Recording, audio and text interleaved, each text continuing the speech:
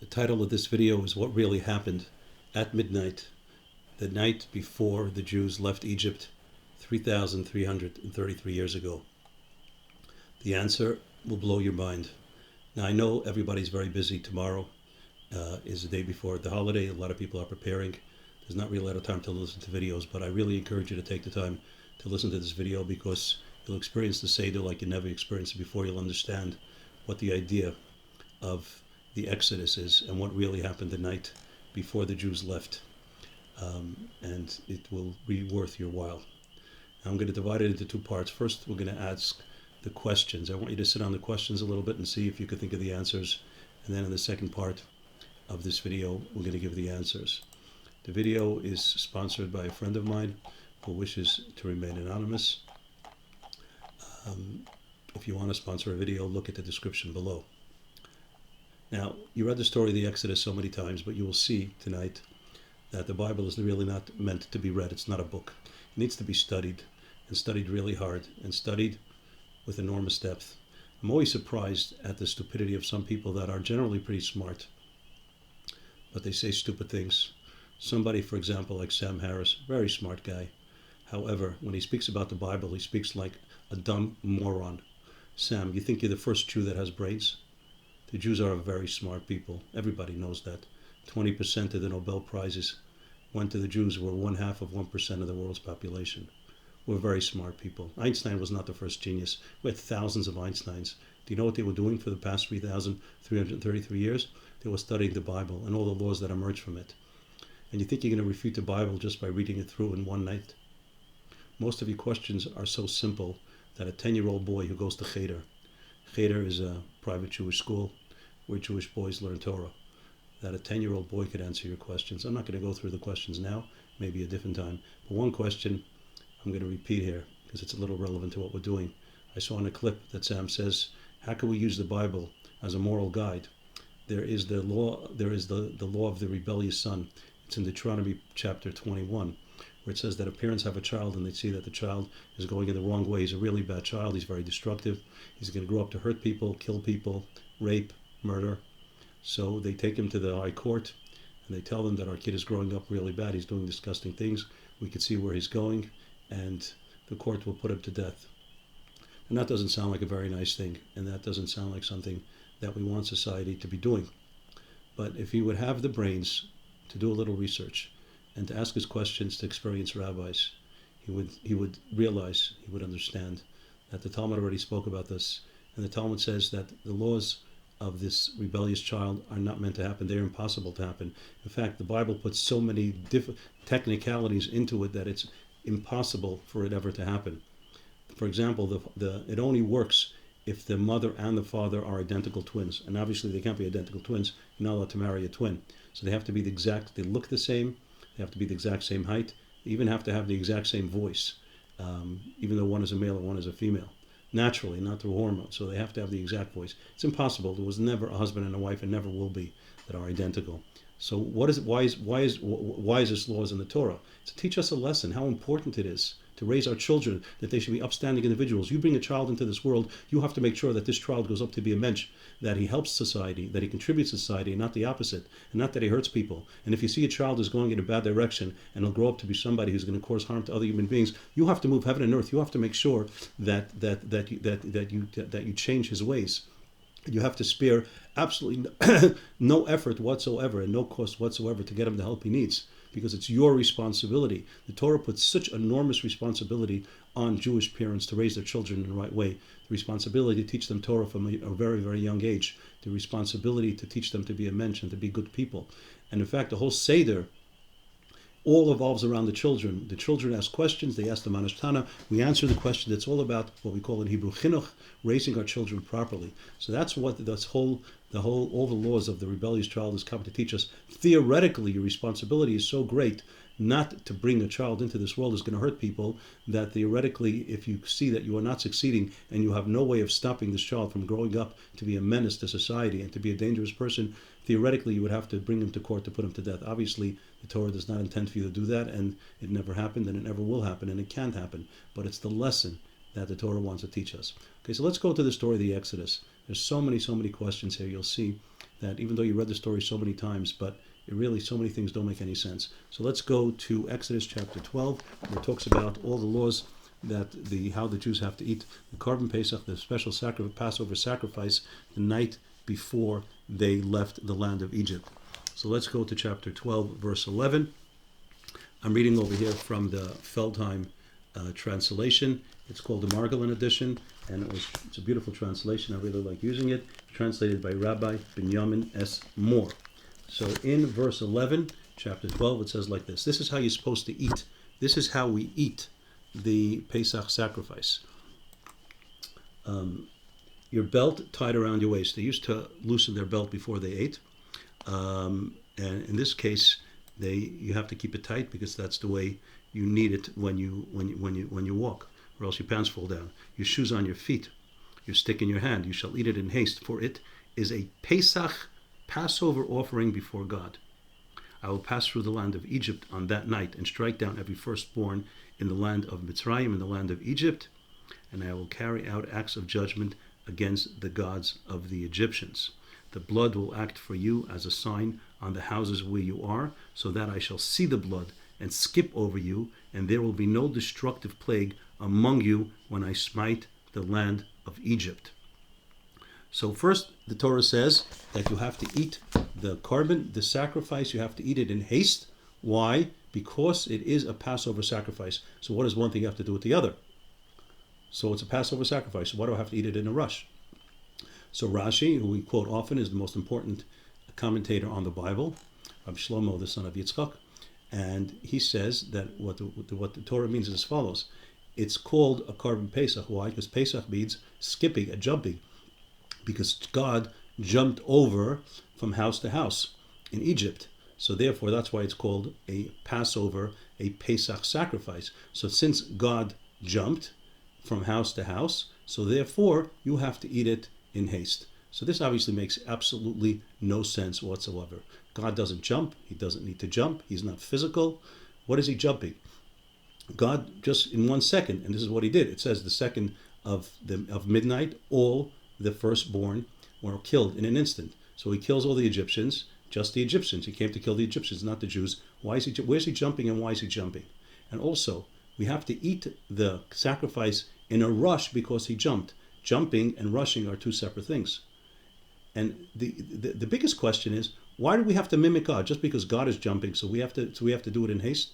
God does what he does, and we do what we do. Why do we have to do what God did? And another question is, everything we do in Judaism is to remember things.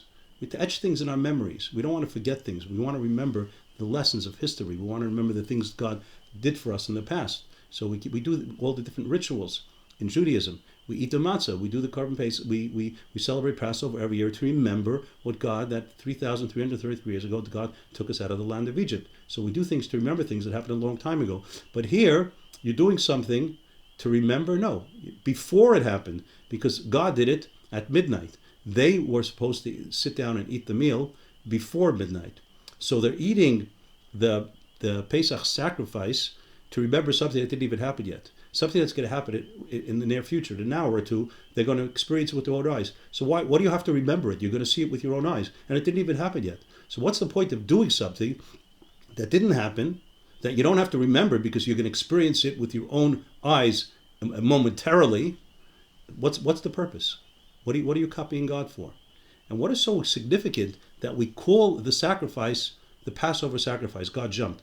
What the point of Passover is that God saved us. He took us out of Egypt.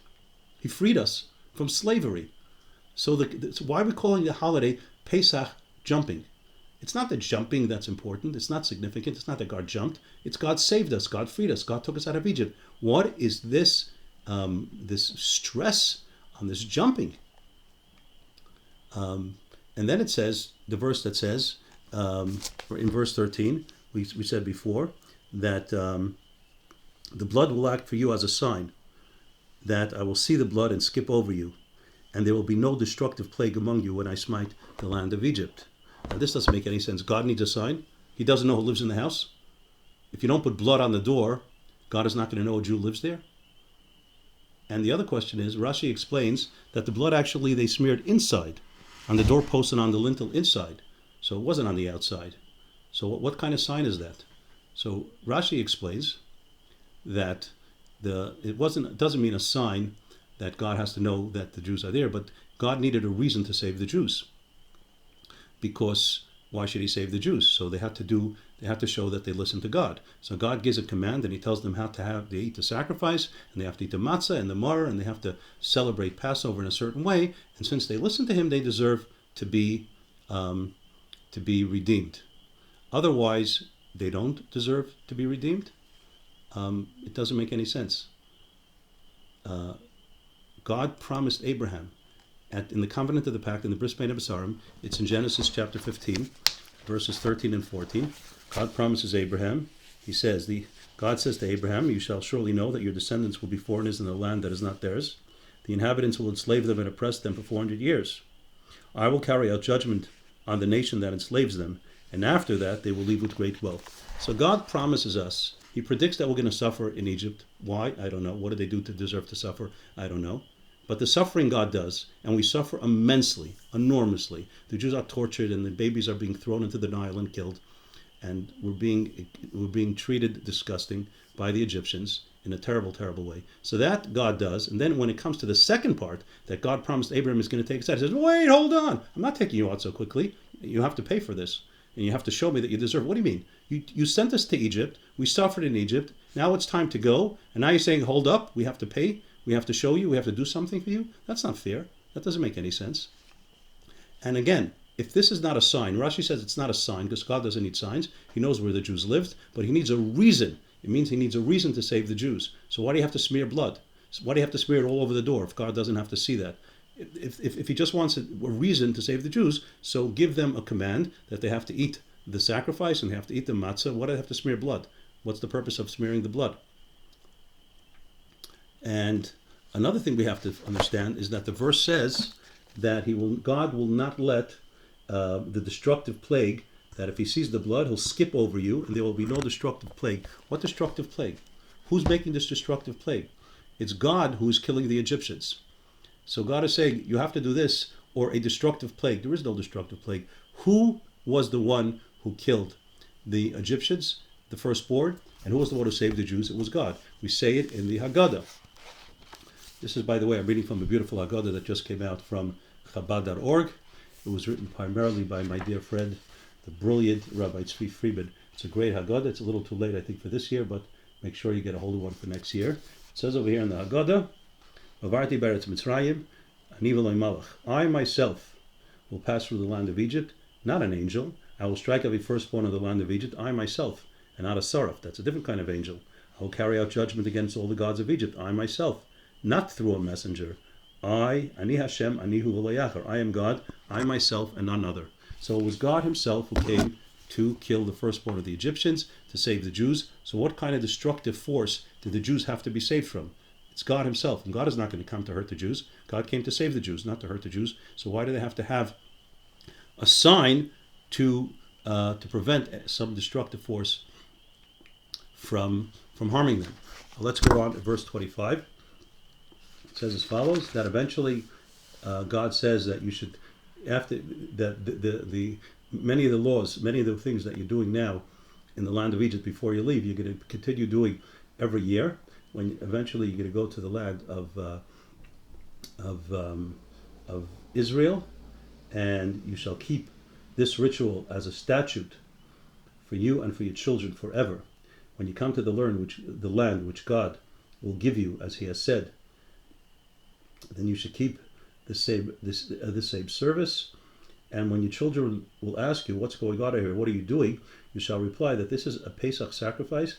This is a Passover sacrifice before God, who passed over the houses of the children of Israel in Mitzrayim when He plagued the Egyptians and saved our hopes. And then the people bowed down and prostrate themselves. If you remember in the Haggadah, there are 4 sons at the Seder table. There's the wise son, and then there's the wicked son. The wicked son is actually the one who says this verse: "What are you guys doing?" And he's being very sarcastic. And he's saying, what are you guys doing? It doesn't make sense. All these rituals, the matzah, the maror, the korban pesach, it's all so weird. What are you guys doing it? And you answer, because God skipped over our houses and didn't let us, and took us out of Egypt. Again, the kid is going to ask the same question that we just asked. What do you mean? God had to skip over our houses? I mean, didn't he come to save us in the first place? So obviously he's going to kill the Egyptians and he's going to save us. What is this skipping all about? And what's also problematic is it says that after that, it says, after that God told him about this child and what you're supposed to answer him, it says they prostrated themselves and they thanked God. So why do they thank God? Rashi says they thank God because God is telling that you're going to go to the land of Israel, you're going to establish a country there, you're going to build homes, you're going to have children. But the child that we're talking about here is the bad child, the sarcastic child, the wicked child, the rebellious child. Why are we thanking God for getting such a child? If he's giving us children, why can't he give us children that we have nachas from, that are good children? So that's another thing we have to discuss. And then let's go on to verse 39, where the Torah says that the children of Israel, they left Egypt and that they traveled from Ramses to the city of Sukkos, and there were 600,000 adult males between the ages of 20 and 60. If you do the math, it comes, it was about 2 million Jews that left Egypt. And then it says they baked the dough that they had taken out of Egypt into matzah, for it was not leavened. This is because they were driven out of Egypt and could not delay. And they also had not made provisions for themselves. They also had not made provisions for themselves. So the question is like this. Why did they make provisions? They knew the night before that they were going to leave Egypt in the daytime. They had a whole night to prepare sandwiches and food for the way. They rushed out in the morning when it was morning. In the middle of the night, they were all home. They weren't allowed to leave their home the entire night. So they had the entire night. They had a meal early part of the night, 7, 8, 9 o'clock. And then they had till the morning to prepare all the food. Why did it say they were rushing? They were rushing once it was morning. They had the whole night to prepare the food. And why didn't they have enough time to bake matzah? How long does it take for bread to rise? In order for matzah to become chametz, it only takes 18 minutes. So they had a whole night that they could have made bread. It says they were rushing, so they had matzah. Why did they make bread? They had so much time to make the bread. And even in the morning, if they were carrying the dough out of Egypt and they traveled from Ramses to Sukkos, Rashi says that Sukkos was 120 mil. A biblical mile is 2/3 of our miles. So 120 mil is 80 miles. So Rashi says God miraculously, they went very quickly and it took them about an hour instead of taking them much longer. But it's plenty of time for dough to rise. So they had this dough that for some reason didn't rise a whole night. And now they're traveling by day and it's still not rising. And then they finally get to the next destination in Sukkos and they're baking it. And since it didn't rise, it becomes matzah. Why? They had plenty of time for the dough to rise. They had plenty of time for to prepare food. Now in the Haggadah, we talk about why we eat matzah. And we say in the Haggadah that matzah zusha anoichlem al shumma, very important part of the Haggadah. We say, why do we eat matzah? What's this all about? It says it's because the dough of our ancestors hadn't had enough time to rise when suddenly the King of Kings, the Holy One, blessed be He, revealed Himself to them and liberated them. So